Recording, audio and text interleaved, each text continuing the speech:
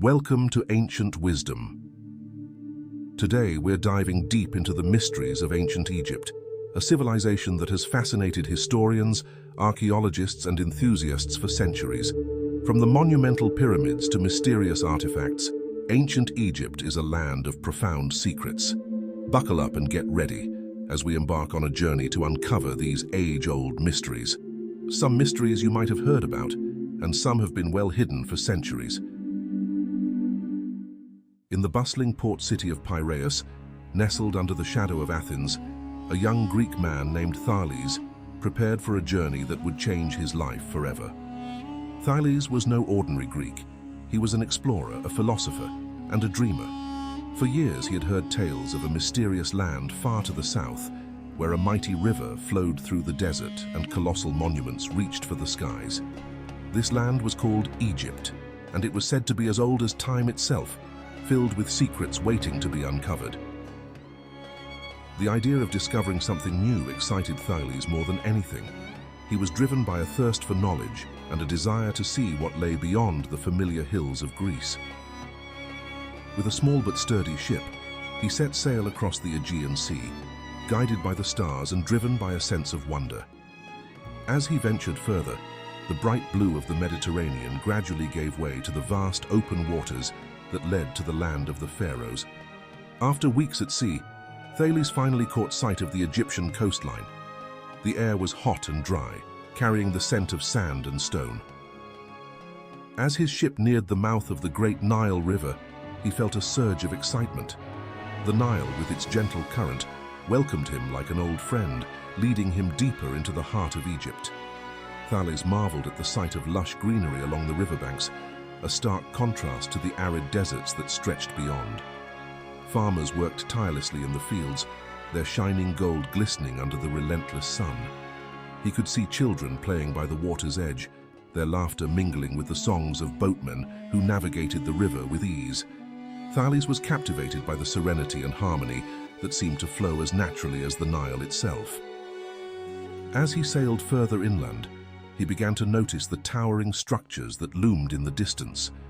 Pyramids, unlike anything he had ever seen. They rose from the desert like mountains of stone, their sharp lines cutting against the sky. It was then that Thales realized he was truly in a place unlike any other, a land where the divine and the mortal intertwined, where gods walked among men. Docking his ship at a small village, Thales set out on foot, eager to explore these enigmatic structures up close.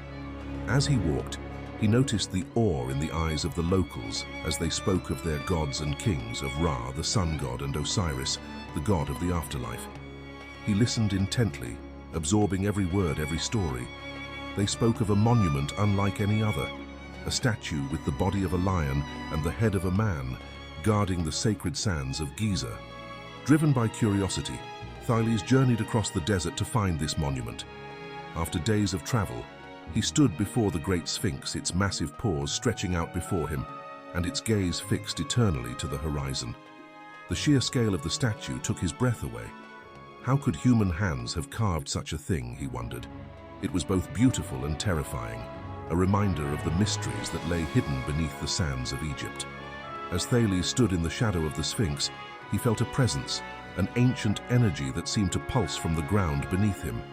He knew he was standing on sacred ground, a place where countless generations had walked, worshipped, and dreamed. He placed his hand on the cool stone of the Sphinx, hoping to feel a connection to the past, to the people who had built these wonders. While exploring the region, Thales heard whispers of a temple dedicated to Thoth, the god of wisdom and writing. The locals spoke of it as a place of learning, where priests guarded ancient scrolls containing knowledge from ages long past.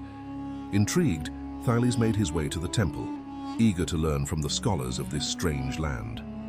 Upon arriving, he was greeted by a priest named Amen, who recognized the curiosity in Thales's eyes. "You have traveled far, Greek," Amen said.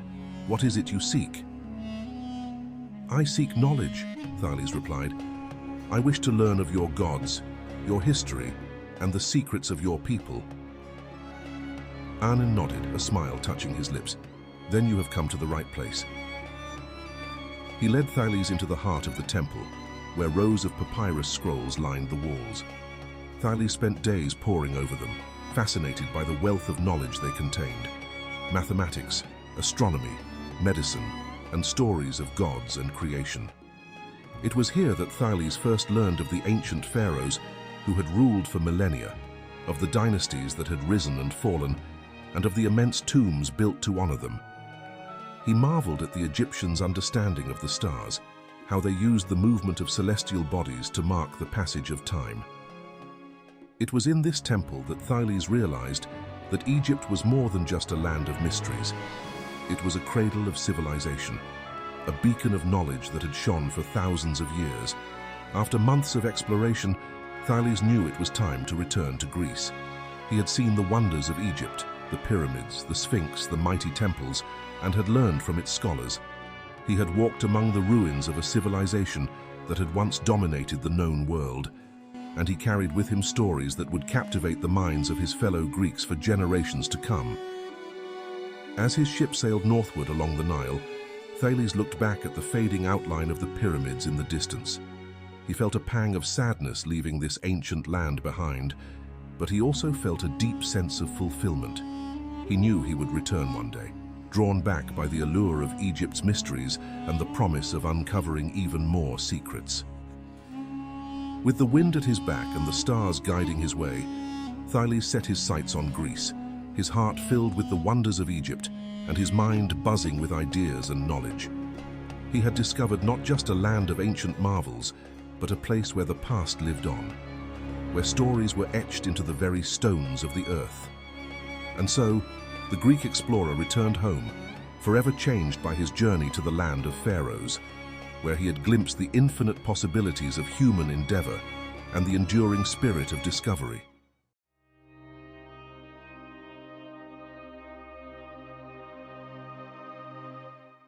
Long before the Grand Pyramids pierced the sky and the majestic temples lined the banks of the Nile, Egypt was a land of endless potential, waiting for the first tribes to awaken its spirit. The vast desert stretched endlessly in every direction, broken only by the life-giving waters of the Nile, which flowed like a silver ribbon through the barren sands. It was along this mighty river that the first people would find their home. Thousands of years ago, the Sahara was not yet a desert, but a fertile savanna teeming with life. Here, in this rich environment, small bands of nomads roamed, hunting gazelle and gathering wild grains. Among them was a tribe called the Nefertiti, a name that meant those who watch the stars.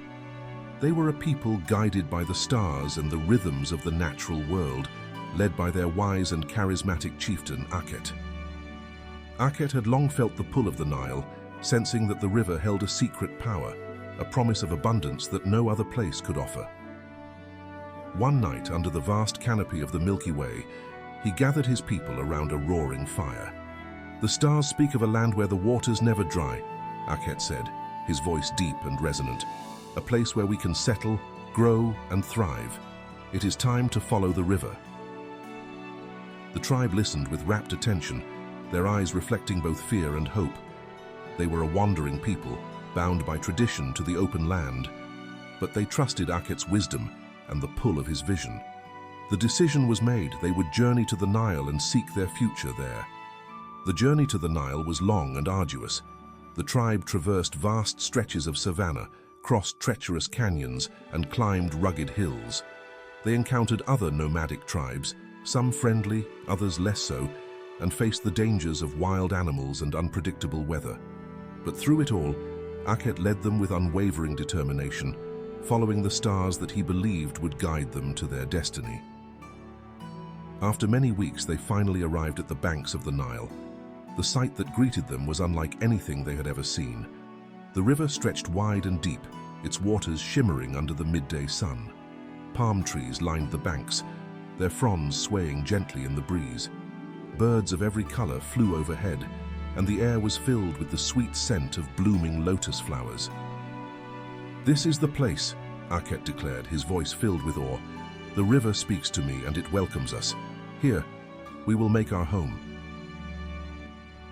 The Nefertu began to build their settlement along the riverbank, constructing simple reed huts and creating irrigation channels to draw water from the Nile.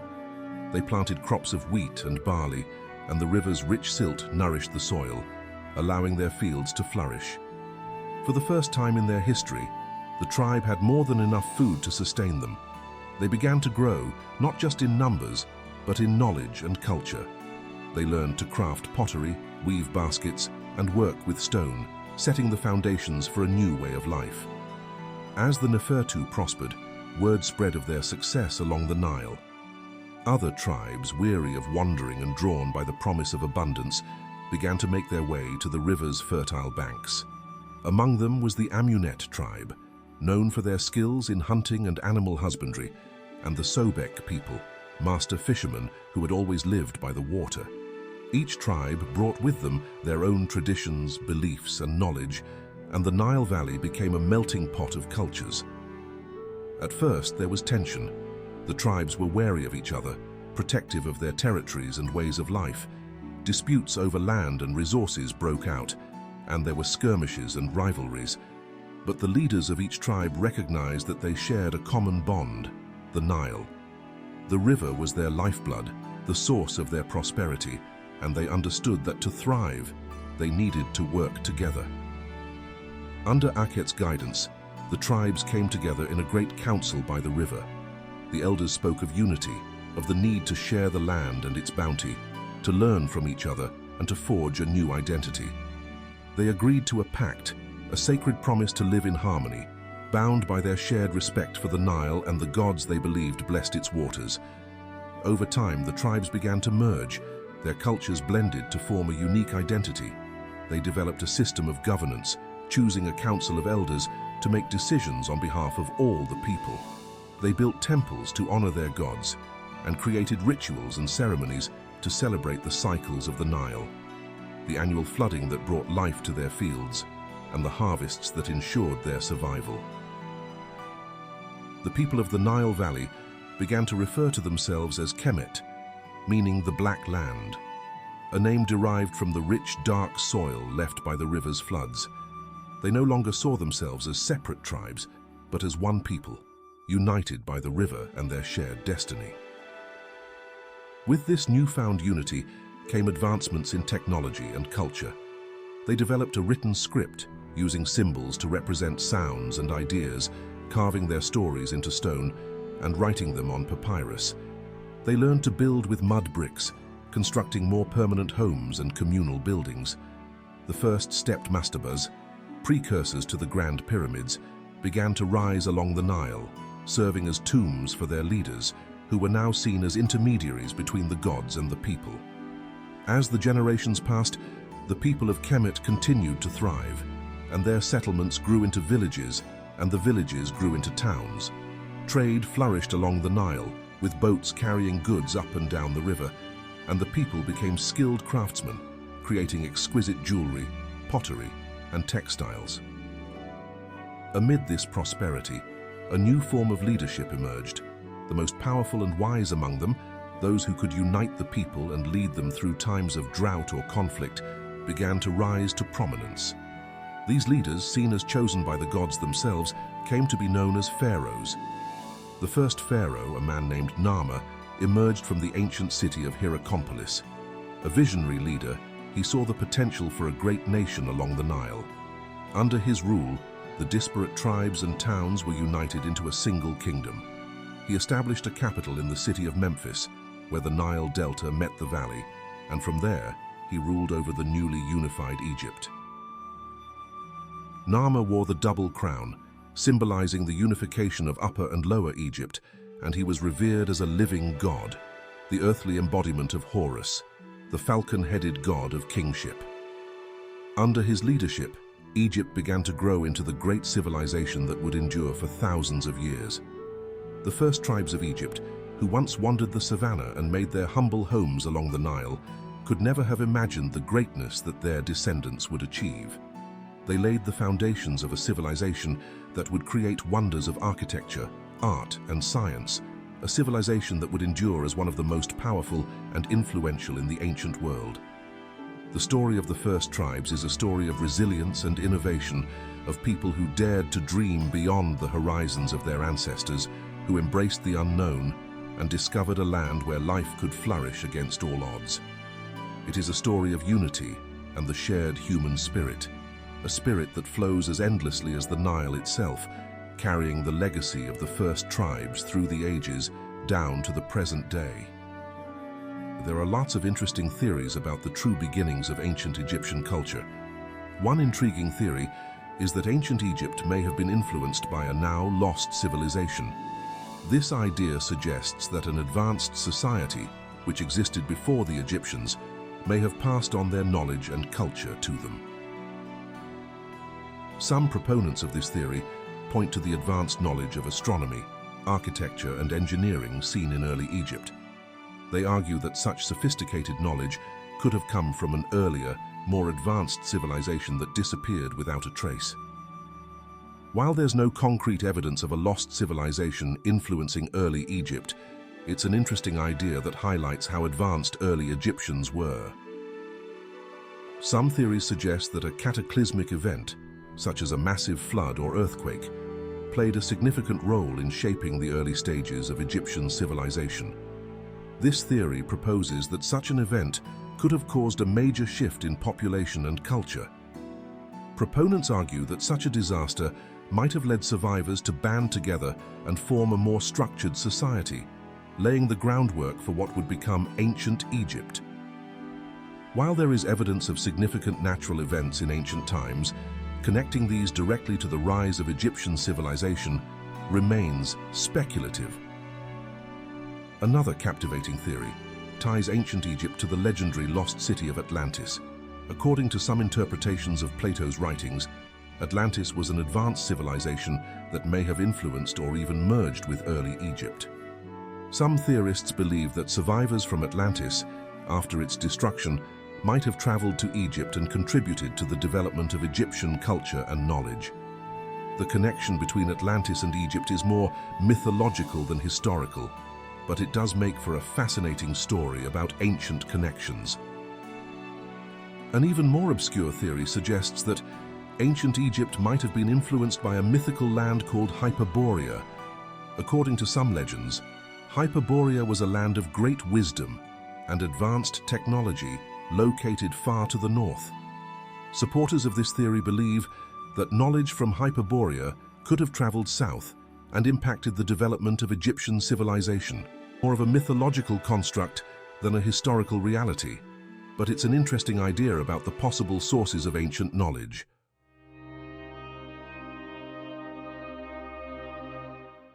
High atop the palace in Memphis, Pharaoh Khufu stood gazing across the horizon, the vast expanse of his kingdom stretching out beneath him. The great Nile River flowed like a shimmering serpent through the fertile valley, feeding the land that had been the heart of Egypt for centuries. Khufu's eyes were drawn to the west, where the desert sands met the sky, a vast empty expanse that seemed to call to him to whisper secrets of the ancient gods and the mysteries of eternity. Khufu was a young pharaoh, but he was filled with ambition. His father, Sneferu, had been a great builder, constructing the first true smooth-sided pyramid at Dashur, and Khufu was determined to surpass him. He dreamed of a monument that would stand for all time, a structure so magnificent that it would reflect the divine power of the gods and his eternal reign over Egypt. In his mind, he envisioned a great pyramid, larger and grander than anything the world had ever seen. One night, as he slept in his chamber, Khufu was visited by a vivid dream. He saw himself standing in a vast desert, where a blinding light shone down from the heavens. Out of the light emerged a colossal pyramid, its golden capstone glistening in the sun. The pyramid was so tall it seemed to touch the sky, and its sides were perfectly smooth, reflecting the brilliance of the stars. As Khufu awoke, he knew the dream was a divine sign. The gods were commanding him to build a monument that would stand as a testament to his greatness and serve as his eternal resting place. It would be called Akhet Khufu, the horizon of Khufu, a beacon of his power that would endure for millennia. Determined to bring his vision to life, Khufu summoned his most trusted architect, a brilliant man named Hemyunu. Hemyunu was a master builder. renowned throughout Egypt for his skill in engineering and his deep knowledge of mathematics and astronomy. The pharaoh shared his dream with Hemiunu, who listened carefully, his eyes lighting up with excitement. "Great Pharaoh," Hemiunu said, bowing deeply, "to build such a monument will require great skill and immense labor. We will need to gather workers from across the kingdom, quarry the finest limestone, and devise new techniques to lift the massive stones. But I believe it can be done. With your guidance, we will create a pyramid that will stand for eternity." Khufu nodded, pleased with Hemiunu's confidence. "Then it is settled," he declared. "You shall lead the construction. Gather the finest minds in the land, the engineers, the stonecutters, the laborers. We shall begin at Giza, where the bedrock is strong and the ground high, visible from all corners of my kingdom." Over the coming months, Giza became a bustling center of activity. Thousands of workers were brought from every corner of Egypt, some skilled craftsmen and others conscripted laborers. They came willingly, believing they were building a monument, not just for their pharaoh but for the gods themselves. Tents and makeshift villages sprang up along the Nile, and the workers set about the monumental task ahead, with a mix of awe, reverence, and determination. The first major challenge was to quarry the massive blocks of limestone and granite needed for the pyramid. The limestone was quarried nearby, cut from the cliffs along the Nile's banks.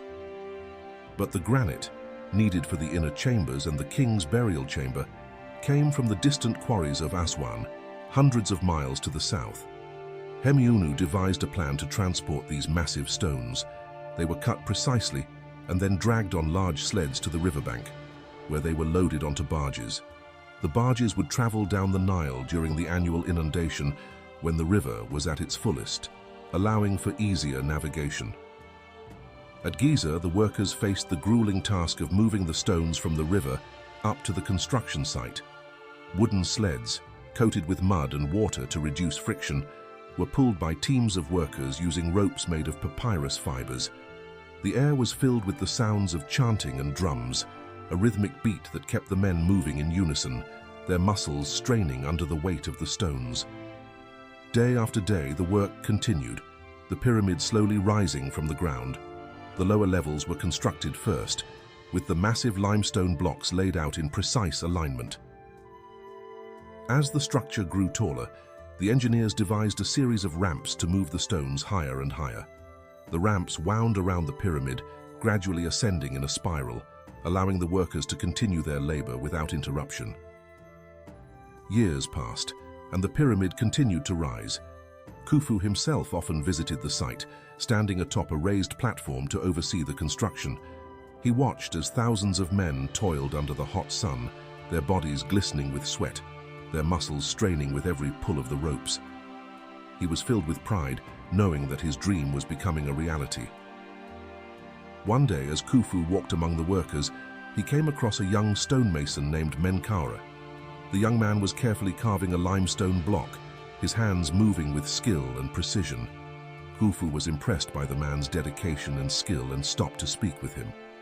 "You do good work, young man," Khufu said. "What is your name?" "Menkaure, my pharaoh," the young man replied, bowing deeply. Khufu smiled. "Tell me, Menkaure, why do you work so hard? What drives you to labor under the hot sun day after day?"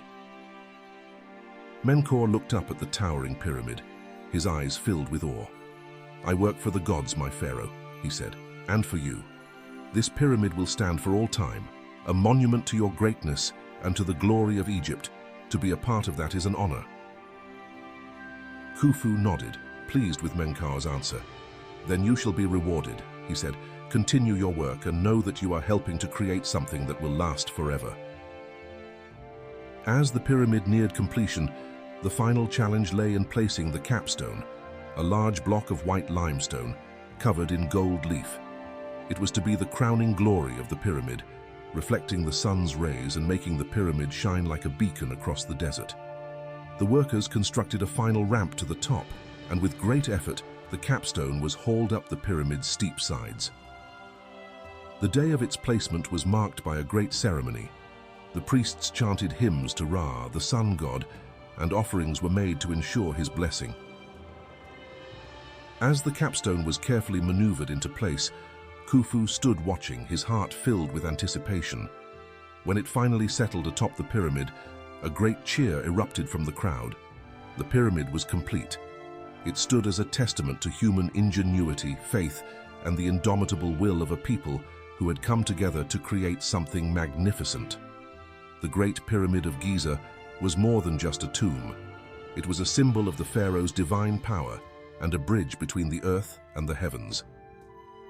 Years later, Pharaoh Khufu passed from this world, and his body was entombed within the pyramid's sacred heart, surrounded by treasures meant to accompany him to the afterlife.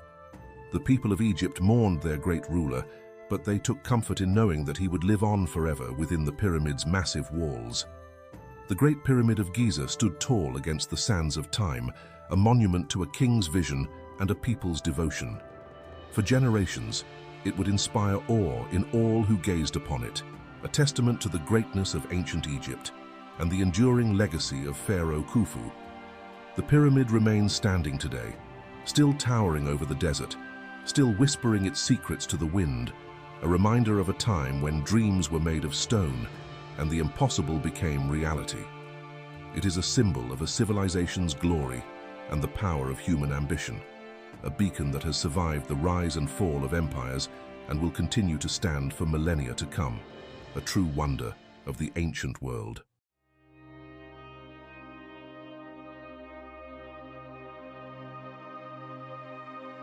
For centuries, the great monuments of Egypt, its towering pyramids, majestic temples, and statues of gods and pharaohs, stood silent, their walls covered with strange symbols. These symbols, known as hieroglyphs, were the ancient Egyptians' way of writing. But over time, as new empires rose and fell, the secrets of hieroglyphs were forgotten. By the Middle Ages, no one could read the mysterious carvings. The language of the pharaohs was lost. In the late 18th century, Egypt became a place of great interest to Europe. Adventurers, scholars, and soldiers came to explore its ancient wonders. Among them was a young French officer named Pierre-François Bouchard. In 1799, he was stationed in the small village of Rosetta, near the mouth of the Nile River, where Napoleon Bonaparte's army was fortifying their position against the British. One hot afternoon, while supervising the construction of a fort, Bouchard noticed something unusual. As the soldiers dug into the earth to build the fort's walls, they uncovered a large, flat stone, half buried in the ground. Bouchard brushed away the dirt and saw that the stone was covered with writing, 3 different types of writing, in fact. At the top were the familiar hieroglyphs, but below them were 2 more scripts, one in Demotic, a simpler form of Egyptian writing, and another in ancient Greek. Bouchard knew at once that this stone was important. The ancient Greek text could be read, and it might help unlock the meaning of the other 2 scripts. He ordered the stone to be carefully cleaned and transported back to the scholars in Cairo. In Cairo, the Rosetta Stone quickly became the talk of the town. Scholars from France and across Europe gathered to study it, excited by the possibility of finally unlocking the secrets of ancient Egypt. They knew that if the same text was written in all 3 scripts, they might be able to use the Greek to decipher the hieroglyphs. But the task was not easy.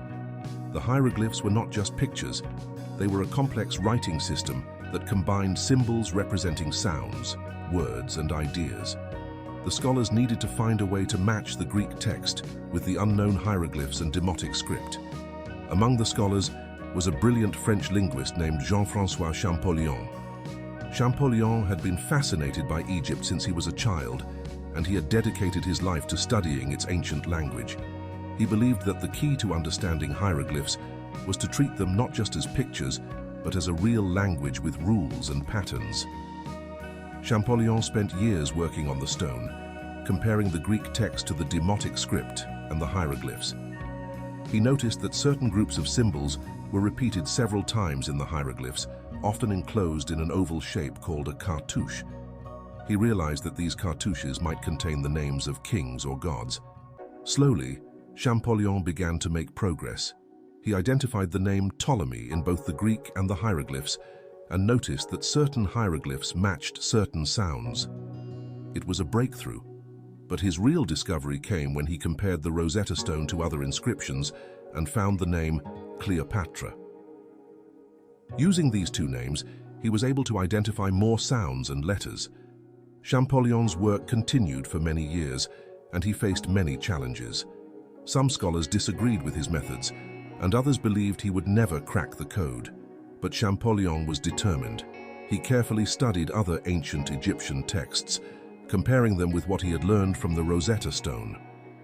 One day in 1822, while working late into the night, Champollion made a breakthrough. He realized that the hieroglyphs were not just phonetic letters, but also ideograms, symbols that could represent entire words or ideas. It was a complex system, but one that began to make sense. With this discovery, Champollion was able to translate more and more of the hieroglyphs. He could read the names of pharaohs, understand prayers to the gods, and decipher records of battles and treaties. The ancient language of Egypt, lost for over 1,000 years, was finally beginning to speak again. When Champollion presented his findings to the world, he was hailed as a hero. Scholars across Europe celebrated his success, and Egyptologists were eager to apply his methods to other texts. For the first time in centuries, people could read the stories written on the walls of the temples and tombs. They could learn about the lives of the pharaohs, the beliefs of the priests, and the history of a civilization that had lasted for thousands of years. The discovery of the Rosetta Stone changed the world's understanding of ancient Egypt.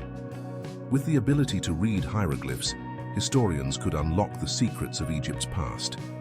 They learned how the Egyptians built the pyramids, how they worshipped their gods, and how they governed their people. The Rosetta Stone itself became a symbol of this great discovery. It was taken to the British Museum in London, where it remains to this day, a reminder of the moment when the lost language of Egypt was found again. People from all over the world come to see it, marveling at the stone that helped reveal the mysteries of one of the greatest civilizations in history. The Rosetta Stone taught the world much more than just the meaning of ancient hieroglyphs. It showed the power of human curiosity and the importance of preserving knowledge. It reminded people that even the greatest mysteries can be solved with patience, determination, and the willingness to look beyond the obvious.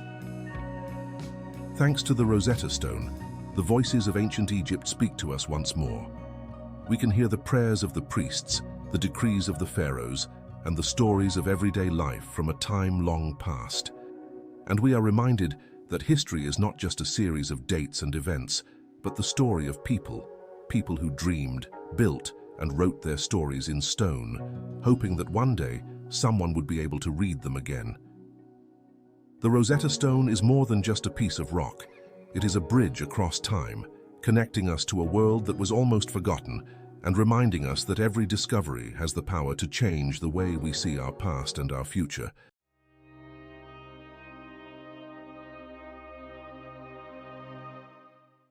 Let's journey to the Valley of the Kings, a burial site for many of Egypt's pharaohs, including the famous Tutankhamun.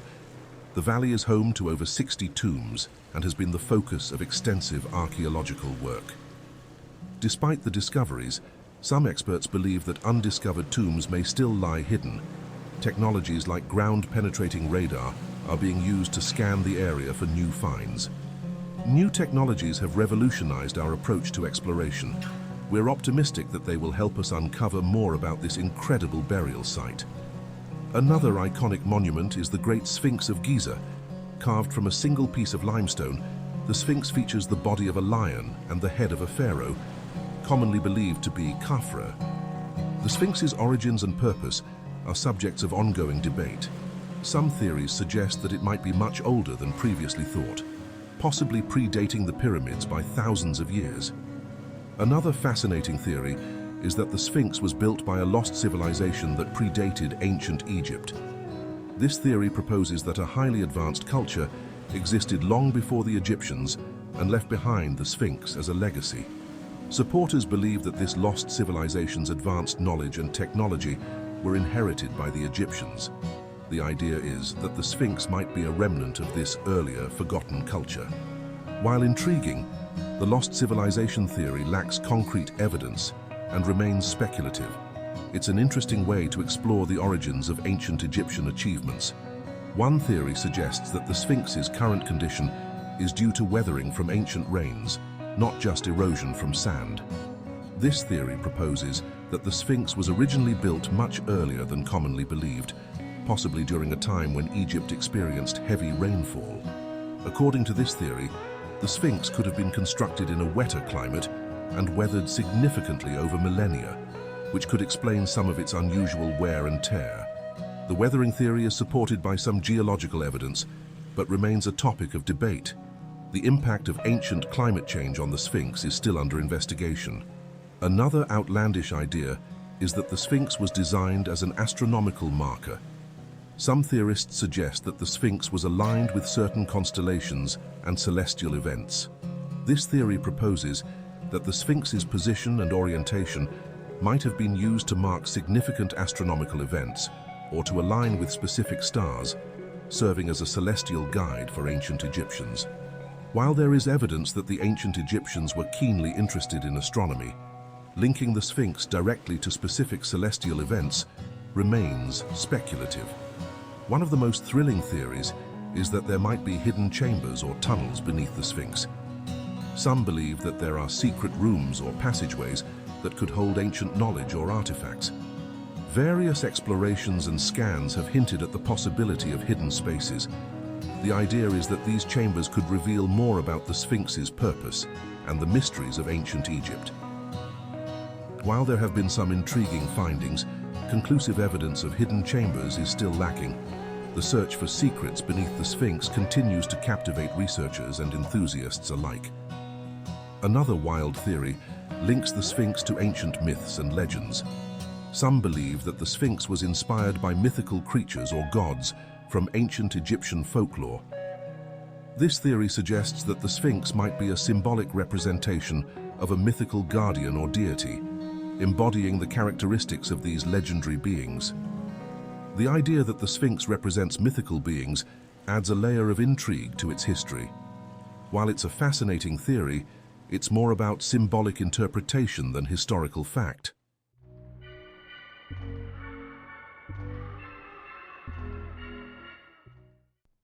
In the ancient city of Thebes, nestled on the banks of the Nile, there lived a young scribe named Neferu. He spent his days copying sacred texts for the priests in the great temple of Karnak. Neferu was skilled with his reed brush, and his writing was admired by all who saw it. But what fascinated him most were the scrolls of the Book of the Dead, a mysterious collection of spells and incantations meant to guide the dead through the underworld to the afterlife. Neferu had heard many stories about the Book of the Dead. It was said that these texts contained the secrets to navigating the dangers of the underworld, a realm filled with monsters, dark rivers, and treacherous gods. Those who possessed a copy of the book would have a chance to reach the Field of Reeds, a paradise where the souls of the righteous could live forever. But for those without the book's guidance, eternal darkness awaited. One evening, as Neferu was finishing his work in the temple library, he noticed an old dusty scroll hidden behind a stack of papyrus sheets. Curious, he carefully pulled it out and unrolled it. To his amazement, he realized it was a copy of the Book of the Dead, one that was unlike any he had seen before. The spells were written in a strange script, with symbols and illustrations of gods and creatures he did not recognize. His heart raced with excitement. Could this be a forgotten version of the sacred text, one that held secrets not yet known? Neferu knew he had to learn more, but he also knew that such knowledge was dangerous. The priests guarded the secrets of the afterlife fiercely, and anyone caught tampering with the sacred texts without permission could face severe punishment. But the mystery of the scroll was too great to ignore. He decided to take it home to study it in secret. That night, in the dim light of his small home, Neferu began to read the ancient scroll. As he studied the strange symbols, he realized they were a form of hieroglyphs, older and more complex than the ones he was used to. He deciphered the first spell, which spoke of opening the gates to the underworld and summoning the god Anubis, the guide of the dead. As Neferu read the words aloud, a sudden chill filled the room. The candles flickered, and a dark shadow appeared in the corner.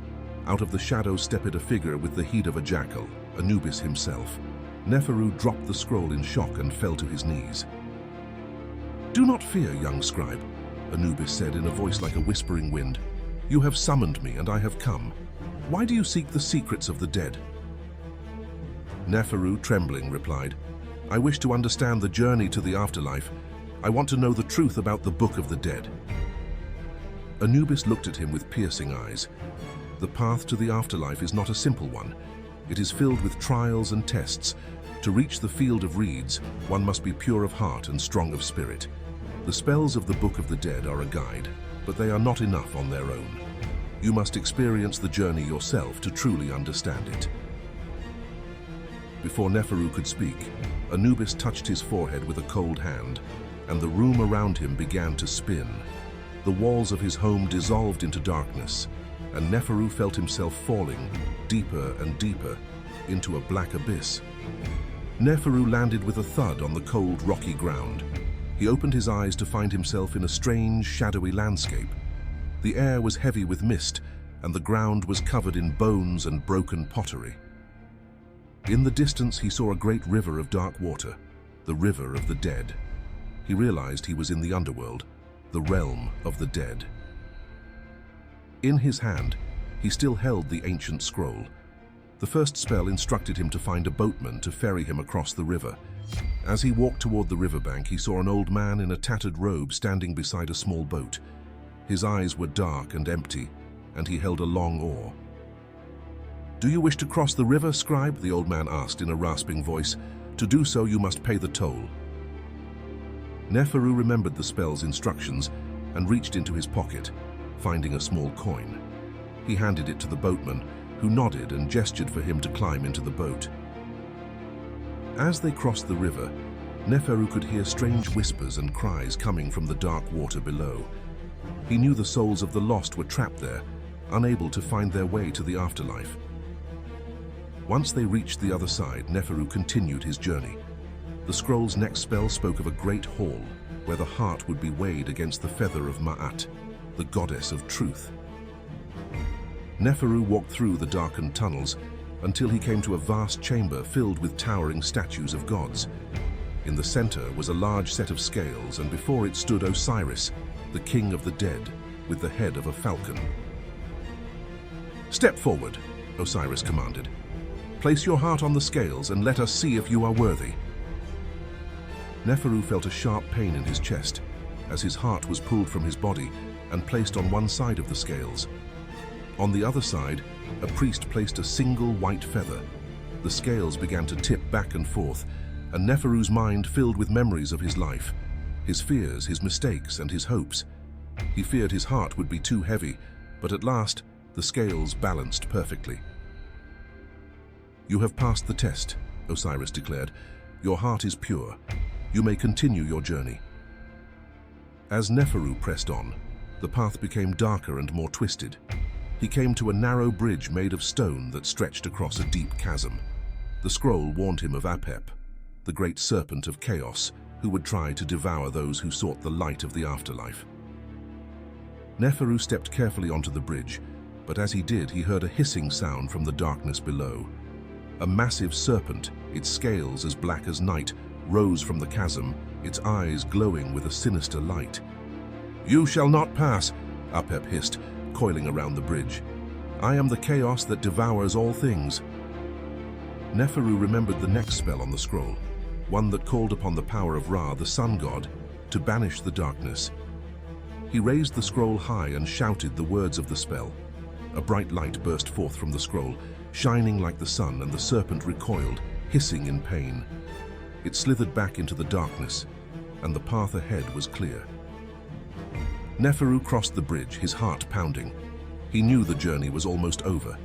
He could see a bright light ahead, a gateway that shimmered with the promise of peace and eternity. Finally, Neferu reached the gateway.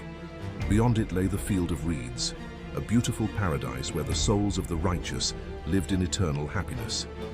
The air was filled with the scent of flowers, and the waters of the Nile flowed gently through lush green fields. He saw people he had known in life, family, friends, and teachers, waiting to greet him with open arms. "You have done well, Neferu," Anubis said, "but your time has not yet come. You have learned the secrets of the afterlife and proven yourself worthy, but you must return to the world of the living. There is much you can teach others about what you have learned."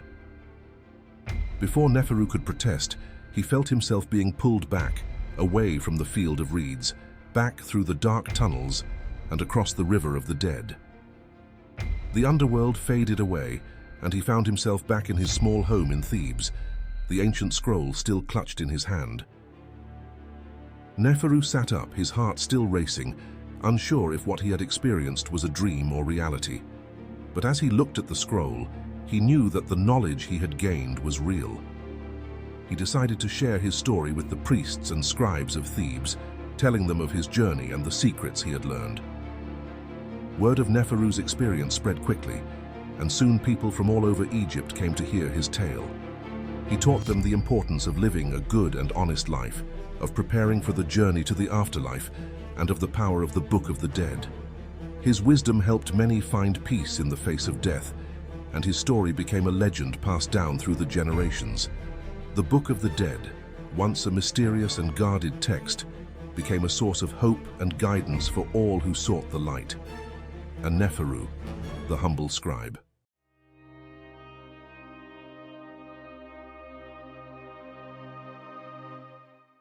The Hebrew presence in ancient Egypt is a subject rich with history and speculation.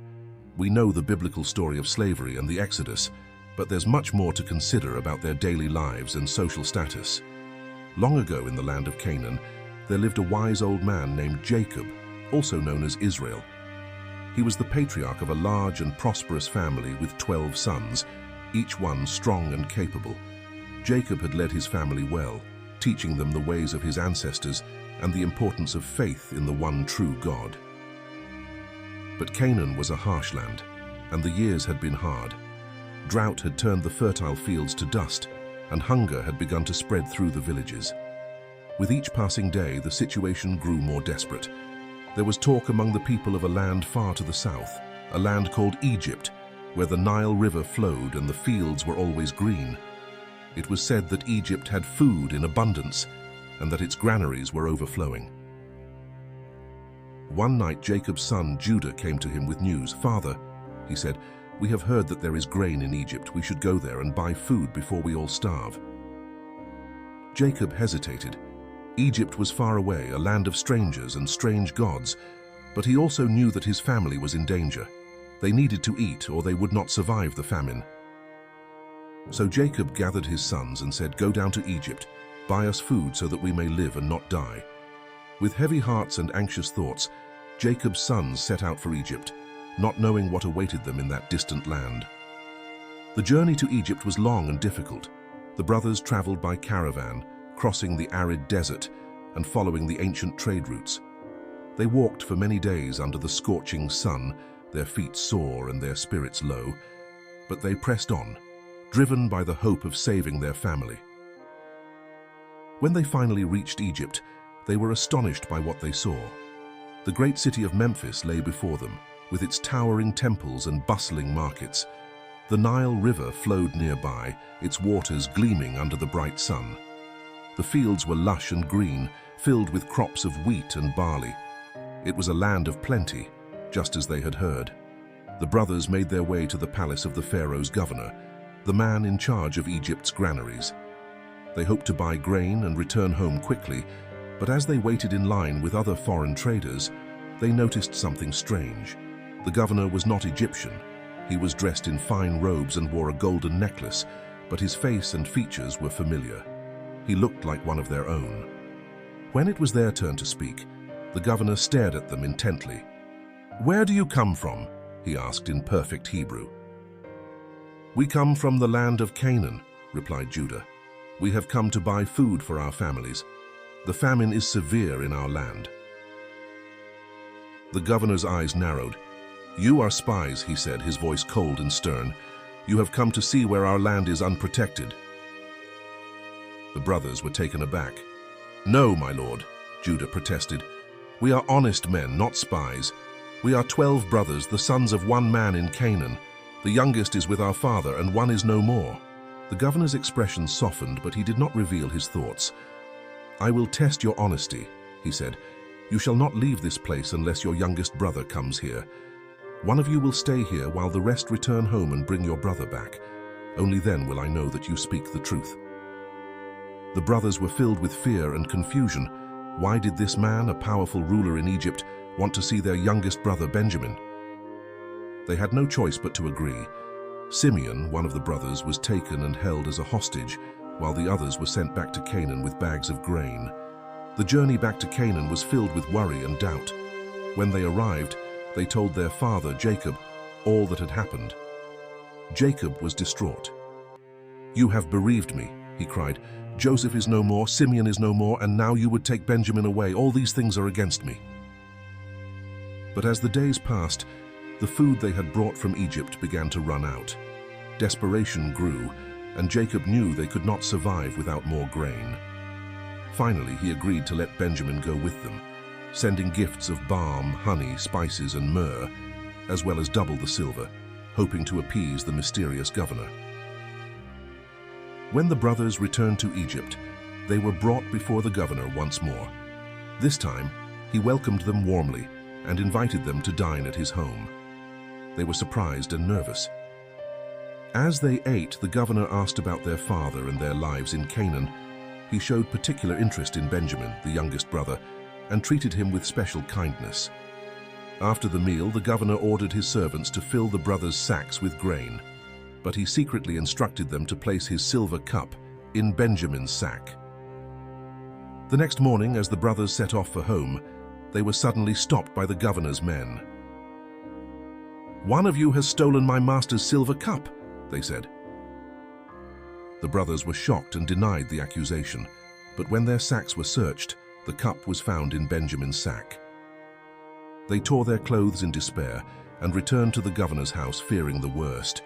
Judah, speaking for the brothers, pleaded with the governor. "Please, my lord," he said, "take me as your slave, but let the boy go back to his father. Our father's life is bound up with the boy's life. If anything happens to him, our father will die of grief." At these words, the governor could no longer contain himself. He ordered all the servants to leave the room. Then he turned to his brothers, tears streaming down his face, and said, "I am Joseph, your brother, whom you sold into slavery." The brothers were stunned. They could not believe their eyes. Joseph, the brother they thought was dead, was alive and standing before them as a powerful ruler in Egypt. Joseph saw the fear and guilt in his brother's eyes. "Do not be afraid," he said gently. "Do not be angry with yourselves for selling me here, because it was to save lives that God sent me ahead of you. For 2 years now there has been famine in the land, and for the next 5 years there will be no plowing or reaping. But God sent me ahead of you to preserve a remnant on earth and to save your lives by a great deliverance." The brothers wept and embraced Joseph, overwhelmed by his forgiveness and the miraculous turn of events. Joseph instructed them to return to Canaan and bring their father, Jacob, and all their families to Egypt. "You shall live in the land of Goshen," he said, "and you will be near me, you, your children, and your flocks and herds, and all that you have. I will provide for you there." With joy and relief, the brothers returned to Canaan to tell their father the incredible news. At first, Jacob could not believe them, but when he saw the wagons and gifts Joseph had sent, his spirit revived. "My son Joseph is still alive," he exclaimed. "I will go and see him before I die." And so Jacob and all his family journeyed to Egypt. When they arrived, Joseph went to meet his father, and they embraced, weeping for joy. "Now I am ready to die," Jacob said, "since I have seen for myself that you are still alive." Pharaoh welcomed Jacob and his family, giving them the best land in Goshen. The Hebrews prospered there, multiplying and growing strong. For many years they lived in peace, always remembering the trials they had faced and the providence that had brought them to Egypt. But they never forgot their true home in Canaan. And though they lived in Egypt, their hearts remained with the God of their fathers, who had led them through famine and hardship to a place of safety. As the years passed, the Hebrews became a great people in Egypt. But Joseph never forgot the promise made to his ancestors that one day they would return to the land God had promised them. Before he died, Joseph spoke to his brothers and their descendants, saying, God will surely come to your aid, and then you must carry my bones up from this place." And so the Hebrews kept their faith, always remembering the journey that had brought them to Egypt, and the promise that one day they would return to their true home in the land of Canaan. The Hebrews grew in number, becoming a strong and vibrant community. They were grateful to the Egyptians for their hospitality and served them faithfully. But as time passed, a new Pharaoh rose to power, one who did not know Joseph or the story of how he had saved Egypt. This Pharaoh was wary of the Hebrews, who had grown numerous and strong. He feared that one day they might become too powerful and pose a threat to his kingdom. Pharaoh watched the Hebrews with suspicion. He saw their numbers increasing and their strength growing. In his court, his advisors whispered to him, filling his mind with fears of rebellion and insurrection. "These Hebrews are too many and too mighty," they said. "If war breaks out, they might join our enemies and fight against us." Pharaoh's heart hardened. He was determined to secure his rule and protect his kingdom. He called his council together and said, "Come, let us deal shrewdly with them, lest they multiply even more. And if war breaks out, they join our enemies and leave the land." Thus began Pharaoh's plan to oppress the Hebrews. He ordered his officials to put them to work as forced laborers. The Hebrews were set to build the great cities of Pithom and Ramesses, storehouses for Pharaoh's treasures. They were made to toil in the hot sun, hauling stones and mixing mortar, their hands bleeding and their backs bent under the weight of heavy burdens. The oppression grew harsher with each passing day. The Egyptians appointed taskmasters over the Hebrews, who beat them and drove them to work harder and faster. The Hebrews cried out in pain and despair, but Pharaoh was relentless. He believed that by breaking their spirits, he could control them and ensure they would never rise against him. But the more Pharaoh oppressed them, the more the Hebrews multiplied and spread. This only fueled Pharaoh's fear and anger. He decided to take even more drastic measures. He summoned the Hebrew midwives, Shiphrah and Puah, to his palace. "When you help the Hebrew women give birth," Pharaoh commanded, "if it is a son, you shall kill him, but if it is a daughter, she shall live." The midwives were horrified by this order, but they feared God more than they feared Pharaoh. They could not bring themselves to harm the innocent children. They devised a plan to save as many lives as possible, telling Pharaoh that the Hebrew women were vigorous and gave birth before the midwives could arrive. Pharaoh's wrath grew even greater.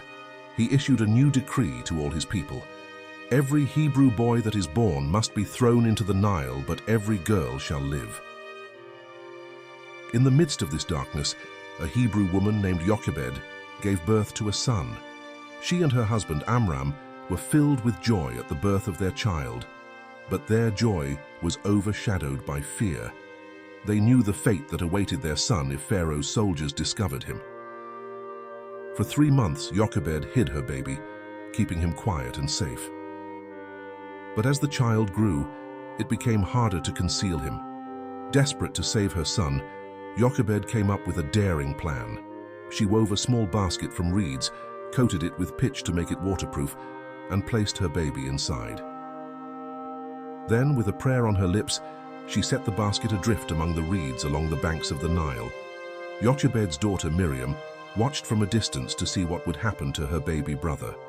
As she watched, she saw something remarkable. The basket floated toward a group of women who were bathing in the river. One of them, a woman dressed in fine clothes, noticed the basket and sent her maid to fetch it. When the woman opened the basket, she saw the baby crying. She was moved with compassion and said, "This must be one of the Hebrew children." Miriam, seizing her chance, approached the woman and asked, "Shall I go and call a Hebrew woman to nurse the baby for you?" "Yes, go," the woman replied. Miriam ran to get her mother, and Jochebed returned with her to the river. The woman, who was none other than Pharaoh's own daughter, said to Jochebed, "Take this baby and nurse him for me, and I will pay you." Jochebed took her son back into her arms, her heart filled with both relief and hope. She cared for him until he was old enough to be brought to Pharaoh's daughter, who adopted him as her own and named him Moses, saying, "I drew him out of the water." As Moses grew up in Pharaoh's palace, the Hebrews continued to suffer under the yoke of slavery. They cried out to God for deliverance, their voices rising to the heavens.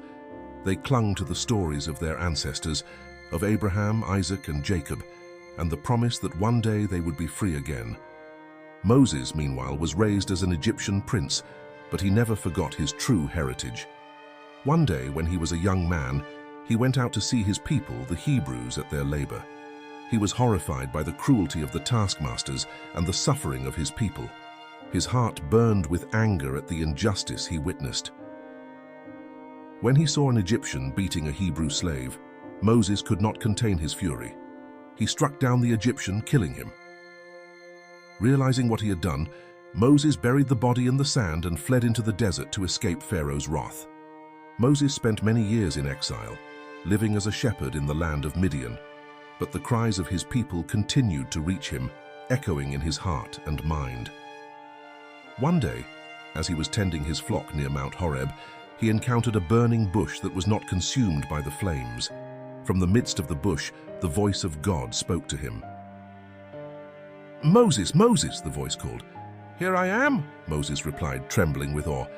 "I am the God of your father, the God of Abraham, the God of Isaac, and the God of Jacob," the voice said. "I have seen the misery of my people in Egypt. I have heard their cry because of their taskmasters.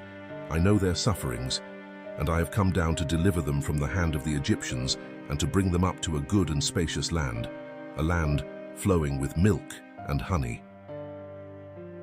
Moses listened, his heart pounding. "But who am I that I should go to Pharaoh and bring the Israelites out of Egypt?" he asked. "I will be with you," God replied, "and this will be the sign to you that it is I who have sent you. When you have brought the people out of Egypt, you will worship God on this mountain." Moses hesitated, still unsure. "What if they do not believe me or listen to me?" he asked. God gave Moses signs to perform and promised to help him speak. "Go now," God said. "I am sending you to Pharaoh to bring my people, the Israelites, out of Egypt." Moses returned to Egypt, where he confronted Pharaoh with God's command, "Let my people go." But Pharaoh's heart was hard and he refused. A series of plagues struck Egypt.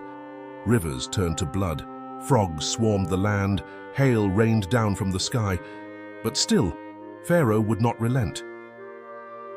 Finally, on the night of the first Passover, the Hebrews were told to mark their doorposts with the blood of a lamb, so that the angel of death would pass over their homes.